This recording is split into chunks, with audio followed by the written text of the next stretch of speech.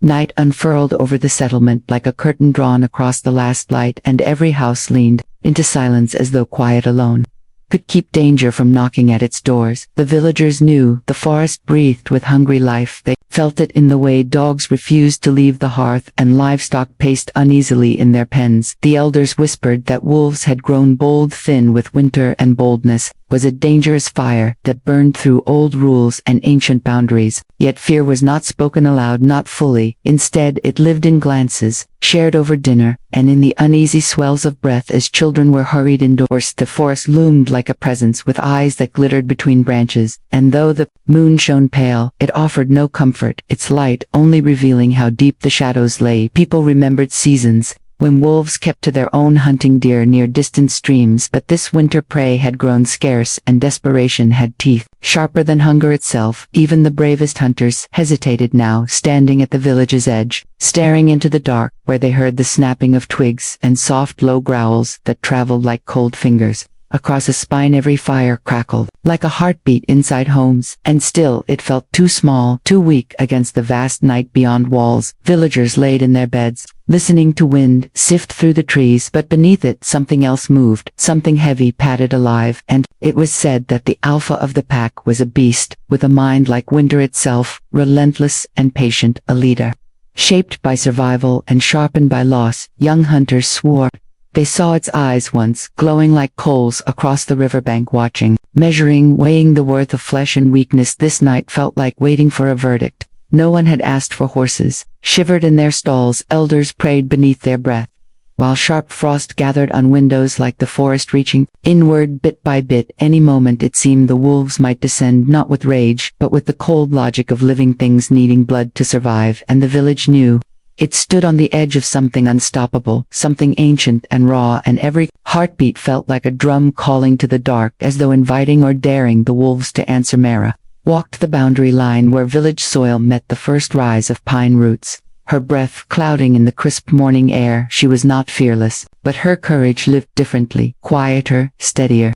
Like a river beneath ice, she gathered firewood and scattered seed for birds. Small acts she believed held weight against the vast shape of fear. Others called her reckless, but she simply saw the world as something that could be spoken to with gentleness. Instead of blades, she moved through frost, silvering the ground. Her steps soft, her eyes alert, she listened to the forest as though it spoke a language woven with wind and broken branches, and distant howls, each sound a thread of meaning. She felt more curiosity than dread here.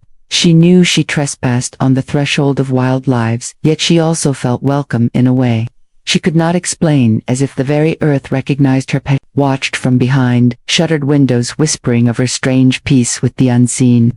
They said no good came from walking alone where wolves ruled, but Mara only smiled at warnings, not out of pride but out of trust. She carried warmth in her chest, like a lantern, and she believed warmth could change more than steel ever could change. Knelt by a stream collecting water, her reflection flickered pale and calm beneath drifting leaves. She wondered whether the pack truly hunted so close, or whether fear had made stories larger than truth. But then the wind shifted, and she felt eyes on her, unseen, yet certain, not hostile, yet hungry, and the moment stretched thin like the surface of ice, ready to break. She stood slowly, knowing she was no longer alone, that something wild and watching lingered in the shadows, waiting deep within the forest where sunlight barely filtered through the tangle of branches. The alpha moved like a ghost carved from frost and sinew, ribs sharp beneath its fur, hunger driving it forward with the steady pulse of survival. The pack followed close, each wolf lean, each breath visible like fleeting spirits in the cold air. Winter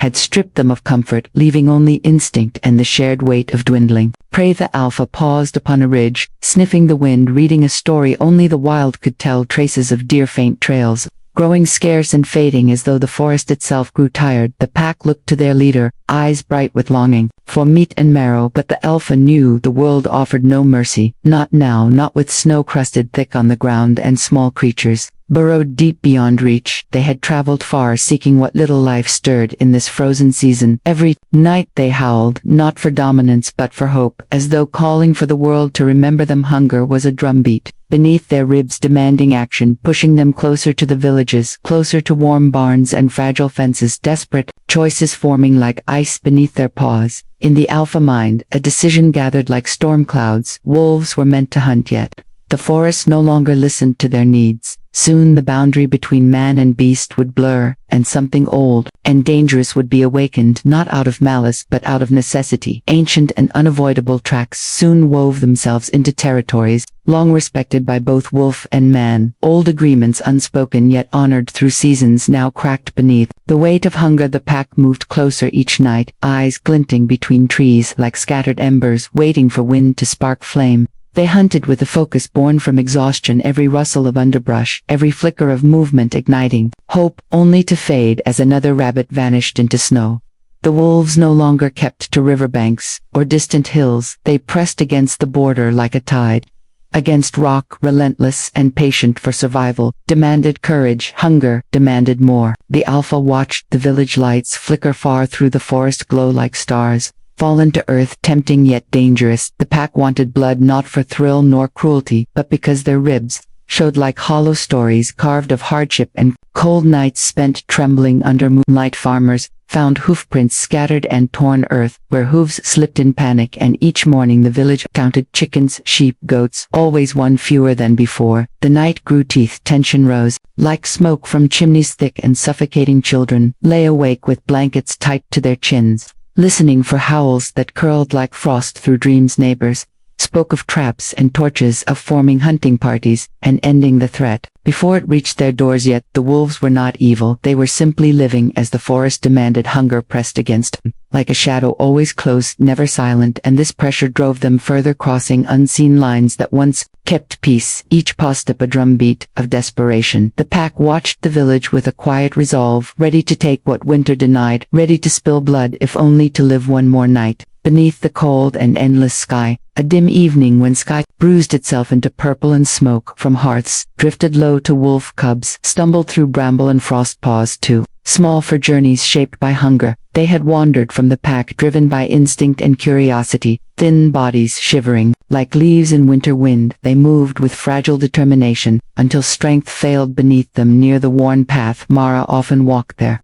Breaths came shallow, their fur tangled with thorns, eyes dull with exhaustion. They collapsed among roots and brittle grass like fallen stars dimming fast. The forest around them grew still, as though listening to the soft whimper of fading life. They were young, too young to understand how close they lay to a world that feared their kind, one step from safety, one breath from silence. Mara found them by chance, a faint cry catching her ear like a thread pulling her closer. She knelt slowly, heart tightening as she saw their trembling forms, so small, so breakable in her shadow. Hunger had carved sharpness into their tiny frames, and she hesitated just a moment, knowing wolves and humans walked different worlds. Yet compassion moved her hands before thought could argue, reaching softly toward the cubs like offering warmth to winter itself. Mara gathered the cubs against her chest as though they were fragile secrets, her arms steady despite the chill that crept through twilight air. Their tiny hearts fluttered like trapped wings beneath her coat, and she moved slowly toward home, with each step careful, deliberate, as if rushing might shatter. The moment her breath warmed their fur, and they pressed closer, drawn to the soft rhythm of her heartbeat, a sound that promised life. Instead of hunger she fed them water, drop by drop from her palm, watching their eyes blink open with faint trust, hope like a candle flame, delicate yet bright.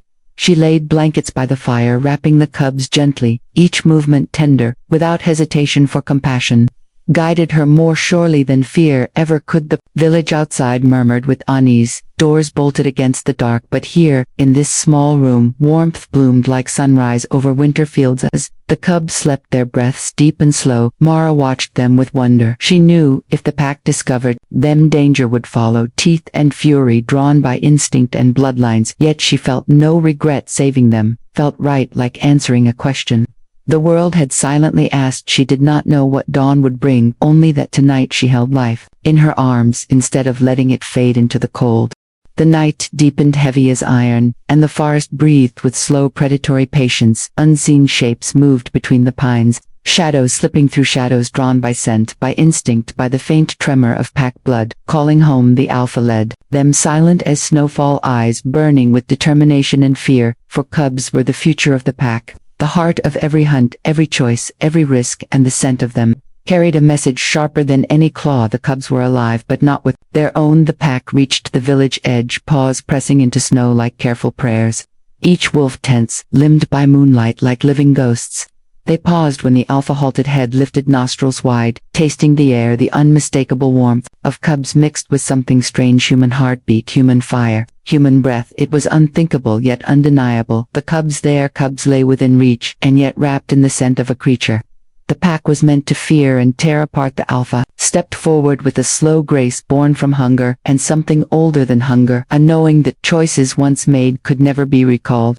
They moved through the still night until the human home stood before them, a fragile wooden boundary thin as hope. The wolves circled low, growls humming like distant thunder, but the alpha stood rooted, eyes fixed on the lit window where shapes flickered soft and tender. The cubs rested within, warm against a chest that belonged to prey, not Puck. Mara sensed the presence before she heard it, a pulse through the floor like distant hooves. Her breath caught not with panic but with a steady awareness. She rose from beside the sleeping cubs, walked to the door with quiet steps, and opened it to the cold night. Without trembling, moonlight framed her silhouette, soft yet unyielding. She saw them then, eyes like stars in the dark, dozens bright but one brighter. The alpha stared into her with the weight of a world balanced between instinct and uncertainty. Wolves waited, bodies coiled, ready to break through bone and timber, should the command be given. Yet no command came, for the alpha saw the cubs through the doorway, nestled safely against warmth, unharmed, sleeping without fear. The sight struck like thaw through frost, cracking something deep in the alpha heart, not weakness, but recognition.